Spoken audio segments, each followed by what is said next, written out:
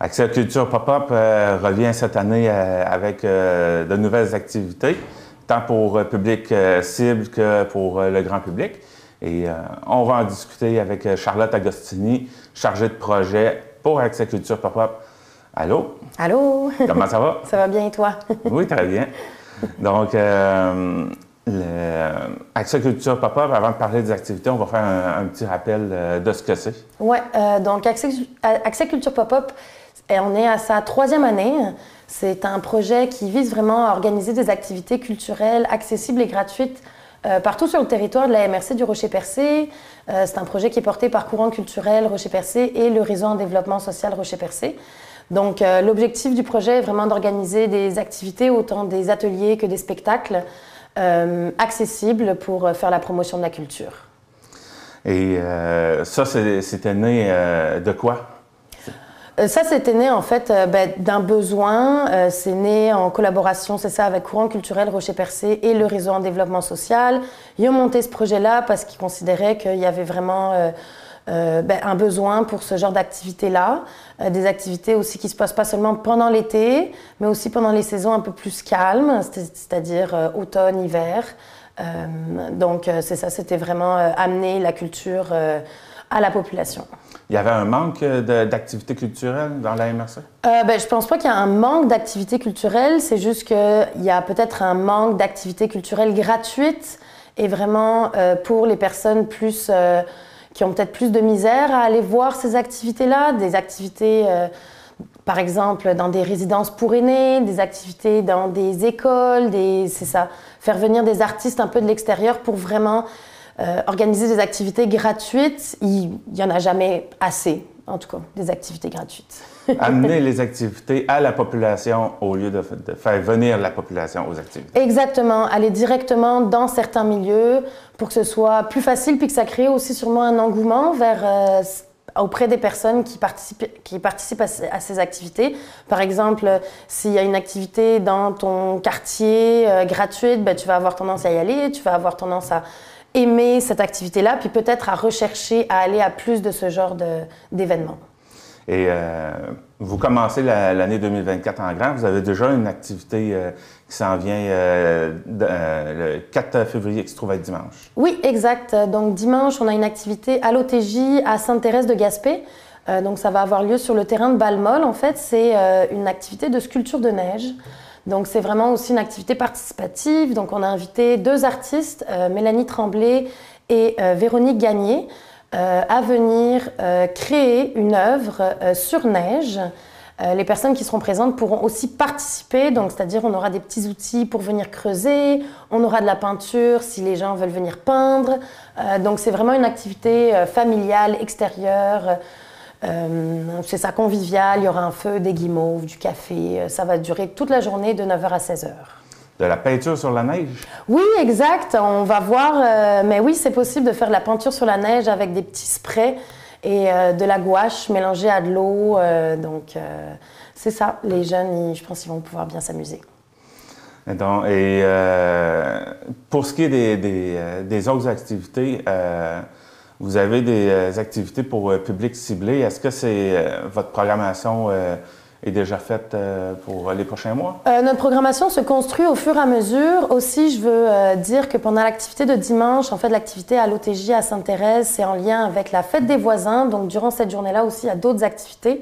Il y a un déjeuner de 9h à midi réservé aux citoyens et aux citoyennes de Sainte-Thérèse. Il y aura aussi des activités de patinage, des activités en forêt et l'inauguration aussi de l'œuvre Manœuvre de Nadia Hadsaïd à 2h30. Donc ça c'est pour l'activité de dimanche, la journée de dimanche. Et sinon c'est ça, dans les prochains mois, on a différentes activités qui sont en train de se mettre en place, des activités donc plus ciblées. Dans des écoles primaires, dans des résidences pour aînés, on a beaucoup d'ateliers et de spectacles, des animations en fait dans des résidences pour personnes âgées, ainsi que, c'est ça comme je le disais, on travaille avec différentes écoles primaires pour avoir des ateliers de danse en ligne ou aussi avoir le projet Mission Artefact, qui est un projet du musée de la Gaspésie à Gaspé, qui est un jeu interactif en fait pour des jeunes de l'école primaire. Danse en ligne, à l'école directement? À l'école directement, c'est ça. C'est pas confirmé encore, mais on est en contact avec un artiste qui serait intéressé à organiser ce genre d'activité. J'ai contacté 2 écoles dans le coin de Percé. Donc c'est ça, c'est à voir si ça va vraiment se passer, mais on est en train de travailler là-dessus. Ça va sûrement avoir lieu en mars. Pour des activités pour les personnes âgées, à quoi vous avez pensé pour eux autres? Donc en fait, j'ai vraiment contacté différentes résidences pour personnes âgées. Donc il y en a 2 à Chandler, une à Grande-Rivière et une à Saint-François-de-Pabeau. Je leur ai proposé différentes options en fonction des artistes qu'il y avait disponibles. Donc on a Monsieur Jacques Bugeaud, Monsieur Chapeau, qui va faire en fait plusieurs animations. Donc Monsieur Bugeaud, c'est un animateur incroyable, conteur, musicien, magicien. Donc c'est vraiment des sessions de 1 heure où il anime, il fait participer aussi un peu les gens, il les surprend avec des contes un peu de la région. Il y a aussi Monsieur Mathieu Fournier et Steve Boulet qui sont allés faire un petit spectacle de musique traditionnelle à la résidence Saint-François-de-Pabeau. Donc c'est ça, c'est toutes des activités un petit peu d'1 heure où on invite les résidents et les résidentes à profiter de ce moment un peu de pause et c'est ça, à profiter des artistes. Donc ça fait le tour des activités. La première année que vous avez fait les activités, c'était axé grand public. Maintenant, vous y allez plus sur public ciblé. Pourquoi avoir fait ce changement-là? On a décidé de faire ce changement-là parce qu'on considère que c'est peut-être plus pertinent pour la MRC, en fait, d'avoir des activités à public ciblé. C'est sûr qu'on veut toujours organiser des événements grand public, mais c'est ça, je pense qu'il y a un besoin d'organiser des activités, c'est ça, dans différents milieux plus fermés, dans des organismes, dans des résidences, dans des écoles. Je pense que c'est vraiment intéressant aussi d'avoir des événements et des ateliers à plus petits groupes. Je pense que ça crée un plus grand impact dans la MRC. 31 mars, ça se termine. Qu'est-ce qui s'en vient pour après, dans le fond, cette date-là? C'est sûr que le projet termine le 31 mars. Il sera de retour l'année prochaine. Pour le moment, je ne sais pas encore comment ça va se dérouler, mais ça va rester un peu dans le même esprit, organiser des activités culturelles, grand public, public ciblé. Donc ça va être un peu le même esprit. La première fois, ça a été pendant l'été. Là, cette fois-ci, ça a été pour la période hivernale. Cette période-là de 6 mois, est-ce qu'elle est décidée en fonction de la période que vous voulez couvrir? Comme, la prochaine, ça va être cet été, fait qu'on recommence tout de suite.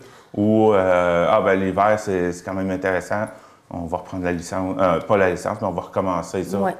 En fait, l'événement le projet s'est jamais vraiment déroulé durant l'été. Maximum, c'était le printemps. C'est sûr que le projet n'aura pas lieu pendant l'été parce que pendant l'été, il y a déjà beaucoup de choses qui se passent. Il y a beaucoup aussi de touristes et on ne veut pas vraiment faire des événements grand public axés aux touristes. On veut vraiment que la population de la MRC en profite. Donc, c'est sûr que ça sera de retour à l'automne 2024. Là. OK. Quelque chose que vous aimeriez ajouter? Ou est-ce qu'on a fait le tour? On a fait pas mal le tour. J'aimerais juste remercier nos partenaires financiers qui sont le gouvernement du Québec et la MRC du Rocher-Percé, ainsi que les différentes villes et municipalités de la MRC. Bien, Charlotte Agostini, merci beaucoup de nous avoir parlé des activités à venir pour Accès Culture Pop-Up. Merci à toi de m'avoir reçu au studio. Venez visiter la boutique Ariane Turbide et découvrez un univers de cadeaux à offrir à l'être cher. Notre grande gamme de choix de bijoux pour aller lui vous permettra à coup sûr de personnaliser chacun de vos cadeaux. Bijoux en or, en argent, montres et accessoires de toutes sortes et des cadeaux pour les jeunes et moins jeunes. Venez découvrir nos exclusivités en boutique. L'équipe de la boutique Ariane Turbide se fera un grand plaisir de vous servir et vous conseiller judicieusement.